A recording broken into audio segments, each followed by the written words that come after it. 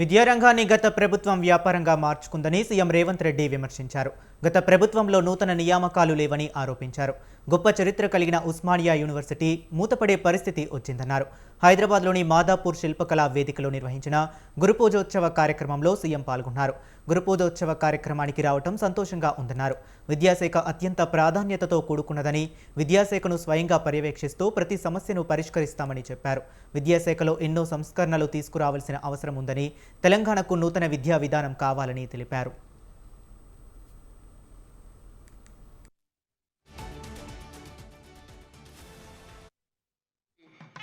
పూలమాల సమర్పిస్తూ నమస్కృతులు తెలియజేస్తూ ఉన్నారు. వేదిక మీద ఉన్నటువంటి పెద్దలందరూ కూడాను ఈ దివ్యమైనటువంటి భవ్య కార్యక్రమంలో శ్రీనివాసరెడ్డి గారు, కేశవరావు గారు, పెద్దలందరూ కూడాను అందరూ సమర్థులైనటువంటి నేతలుగా ముఖ్యమంత్రి గారి యొక్క దిశానిర్దేశం. గవర్నమెంట్ స్కూల్స్లో కూడా నాకు తెలిసి మా విద్యాశాఖ అధికారులు చెప్పాలి, ఈ సంవత్సరం 3 లక్షల మంది విద్యార్థులు ప్రైవేట్ స్కూళ్ళ నుంచి మారి గవర్నమెంట్ స్కూళ్ళకు వచ్చిందంటే మీరందరూ ఎంత అద్భుతంగా పనిచేస్తుర్రో. ప్రతిసారి డ్రాప్అవుట్సే ఉంటుండే, ప్రతి సంవత్సరం విద్యార్థులు తగ్గుకుంటూ చివరికి పాఠశాలలు మూతబడే పరిస్థితి తెలంగాణ రాష్ట్రానికి దాపురించింది.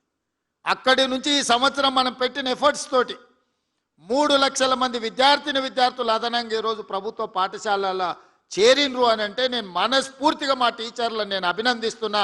మీరు బాధ్యతతోని వ్యవహరిస్తున్నారు. దీన్ని ఇంకా వేగంగా ముందుకు తీసుకెళ్ళాలి. ఆ మధ్య నేను పేపర్లో చూసిన, పిల్లలు రావడానికి స్కూల్కి ఆటో లేదు అని అంటే ఆ టీచర్లే చందాలు వేసుకొని ఆటోకు వాళ్ళు డబ్బులు ఇచ్చి ప్రతిరోజు పిల్లల్ని బడికి వచ్చే విధంగా జీతంలోకి వెళ్ళి కొంత కేటాయించి పిల్లలకు ఆటో వసతి ఏర్పాటు చేసి ఈరోజు కొంతమంది టీచర్లు పిల్లలకు చదువు చెప్తున్నారంటే వాళ్ళ సోషల్ రెస్పాన్సిబిలిటీని నేను అభినందిస్తున్నా. పేదవాడు చదువుకున్నప్పుడే ఈ రాష్ట్రం యొక్క తలరాత మారుతుంది. చదువు ఒక్కటే మీ తలరాతను మారుస్తుంది అని పేదల పట్ల నాకు ఒక నమ్మకం, విశ్వాసం ఉంది. కాబట్టే చదువు చెప్పడానికి అవసరమైన వసతులు ఏర్పాటు చేయాలన్నదే నా ఆలోచన. అదేవిధంగా గవర్నమెంట్ స్కూల్లో భోజనం చేయాలంటే నిన్న మొన్న కొన్ని అక్కడక్కడ దురదృష్టకర సంఘటనలు, పిల్లలకు ఫుడ్ పాయిజన్ అయింది, లేకపోతే పిల్లల్ని హాస్పిటల్కి తీసుకెళ్ళామని వార్తలు చూసినప్పుడు నాకు చాలా బాధ అవుతుంది. ఎందుకంటే నేను డైట్ ఛార్జెస్ పెంచిన, కాస్మెటిక్ ఛార్జెస్ పెంచిన, ఇవాళ ఎవరైనా ఎంత ఆగర్భ శ్రీమంతుడైనా తినే సన్నబియ్యం ఇవాళ పేదోళ్ళకి ఇచ్చిన పాఠశాలల పిల్లలకు పెట్టమని నేను చెప్పిన. క్వాలిటీ ఫుడ్ ఇవ్వండి అని చెప్పిన. ప్రతి స్కూల్కు ఒక ప్రభుత్వ అధికారికి బాధ్యత ఇచ్చిన. ఇప్పుడు నేను మా టీచర్లను విజ్ఞప్తి చేస్తున్నా, మీరు కూడా వాళ్ళతో భోజనం చేయండి. వీళ్ళు ఉన్నప్పుడు నేను కూడా వచ్చి వాళ్ళతో భోజనం చేస్తాను. ఎప్పుడైతే టీచర్లం అంటే ఒక కుటుంబ పెద్ద, ఒక తల్లిగానో ఒక తండ్రిగానో తల్లిదండ్రులు మన మీద విశ్వాసం పెట్టుకొని రాత్రి సమయంలో పిల్లలు తల్లిదండ్రుల దగ్గర ఉంటే దినం మొత్తం మన దగ్గరనే ఉంటారు, టీచర్ల దగ్గరనే ఉంటారు. 50% పేద పిల్లల బాధ్యత మా టీచర్ల దగ్గరనే ఉన్నది. ఆ సమయంలో వాళ్ళతో పాటు కలిసి, వాళ్ళతో పాటు ఆడి, వాళ్ళతో పాటు భోజనం చేస్తే ఆ పిల్లలకు ఒక విశ్వాసం వస్తుంది. తప్పు జరగకుండా చూసుకునే బాధ్యత మనకు ఉంటుంది. ఒకప్పుడు గొప్ప చరిత్ర కలిగిన 100 సంవత్సరాల పైగా ప్రపంచానికే సేవలు అందించి గొప్ప ప్రధానమంత్రులను, ముఖ్యమంత్రులను అందించిన ఉస్మానియా యూనివర్సిటీ మూతబడే పరిస్థితి వచ్చింది. కాకతీయ యూనివర్సిటీ ఈ దేశానికే గొప్ప ఇంజనీర్లను అందించిన కాకతీయ యూనివర్సిటీ కూడా కళా వైభవం కోల్పోయి కాలగర్భంలో కలిసిపోయే పరిస్థితులు ఆనాడు వచ్చినాయి. అందుకే మీ అభిమానంతో మీరు ఆదరించి మీరు అవకాశం ఇస్తే ఈనాడు ప్రజాపాలనలో విద్యాశాఖ నా దగ్గర పెట్టుకొని తక్షణమే మీ ప్రమోషన్లు, మీ బదిలీలు, మీ కుటుంబ సమస్యల్ని, ప్రతి సమస్యను పరిష్కరించడం ద్వారా లక్షలాది మంది విద్యార్థులకు మీరు గొప్పగా విద్య నేర్పుతారని నమ్మకంతో ప్రతిసారి మిమ్మల్ని కలవడం, మీతో మాట్లాడడం, టీచర్ల నియామకాలే కాదు మీ ప్రమోషన్ల సందర్భంలో కూడా ఎల్బీ స్టేడియంలో సమావేశం పెట్టి మీ అందరితో కలిసి మాట్లాడడం జరిగింది.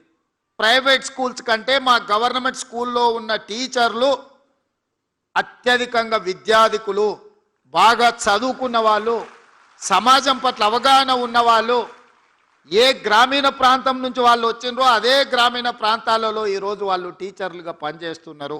సామాజిక బాధ్యత గుర్తెరిగిన వాళ్ళు.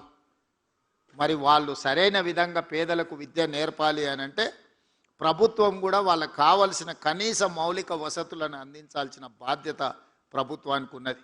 టీచర్లకు జీతాలు ఇచ్చి చేతులు దులుపుకుంటే సరిపోదు. స్కూళ్ళు ఊడవడానికి ఆయ ఉండాలి, గంట కొట్టడానికి అటెండర్ ఉండాలి, బాత్రూమ్లు గడగడానికి అవసరమైన మనుషులు ఉండాలి.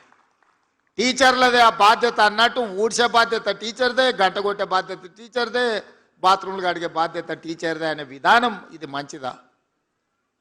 హైలీ క్వాలిఫైడ్ ఎనర్జెటిక్ ఎనర్జీని మనం వీటికి వాడడం ద్వారా టీచర్లు నిజంగా చదువులు చెప్పేదానికంటే ఈ పనులు చూసుకున్న వరకే సగం సమయం అయిపోతుంది. అందుకే నేను రాగానే అమ్మ ఆదర్శ పాఠశాల పేరు మీద స్పష్టంగా నిర్ణయం తీసుకొని మీకు ప్రతి సంవత్సరం 130 కోట్లు అదనంగా సిఎస్ఆర్ ఫండ్స్ నుంచి స్కూళ్ళు ఊడవడానికి తూడవడానికి ఈ కార్యక్రమాలు చేయడానికి నేను నిధులు మంజూరు చేసిన. టీచర్లు కేవలం పిల్లలకు చదువు చెప్పడానికే చదువు మీదనే ఫోకస్ పెట్టాలి, పిల్లల్ని అర్థం చేసుకోవాలి, పిల్లల్లో ఉన్న నైపుణ్యాన్ని పెంపొందించాలి. అప్పుడే గ్రామీణ ప్రాంతాలు బాగుపడతాయి. ప్రభుత్వంలో ఉండే శాఖలు కొన్ని ప్రాంతాలకు, కొన్ని పట్టణాలకు, కొన్ని నగరాలకు మాత్రమే పరిమితం అవుతారు. కానీ విద్యాశాఖకు సంబంధించిన టీచర్లు ప్రతి ప్రాంతానికి కరెంటు ఉన్నా లేకపోయినా, ఆ ఊర్లో హనుమాన్ల గుడి ఉన్నా లేకపోయినా ఏదో ఒక పాఠశాల ఒక టీచర్ ఆ ప్రాంతంలో ఉంటాడు. తనకు తెలిసిన సమాచారాన్ని ఆ ఊర్లో యథాలాపంగానో అనుకోనో ఏదో రకంగా అక్కడ ఉండే ప్రజలకు చెప్పి ప్రభావితం చేసే ప్రయత్నం చేస్తూనే ఉంటాడు టీచర్.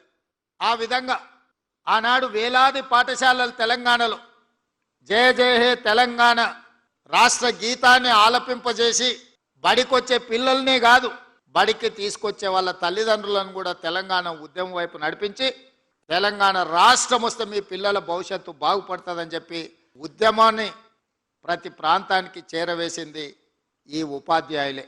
విద్యాశాఖ నాకు దగ్గరగా ఉండాలి, రాష్ట్ర ప్రభుత్వానికి ప్రాధాన్యత, అత్యంత ప్రాధాన్యత కూడుకున్న శాఖ అని చెప్పి ఈ శాఖలో నిర్ణయాలు తీసుకోవాలి అని అంటే ప్రతిసారి నేను ఎవరినో మంత్రిని పిలిచి అధికారులను పిలిచి సమీక్ష చేసి ఆదేశాలు ఇస్తే ట్రాన్స్మిషన్ లాస్ ఉంటుందని చెప్పి ఈ శాఖను నా దగ్గరనే పెట్టుకున్న, నేనే స్వయంగా పర్యవేక్షిస్తున్నా.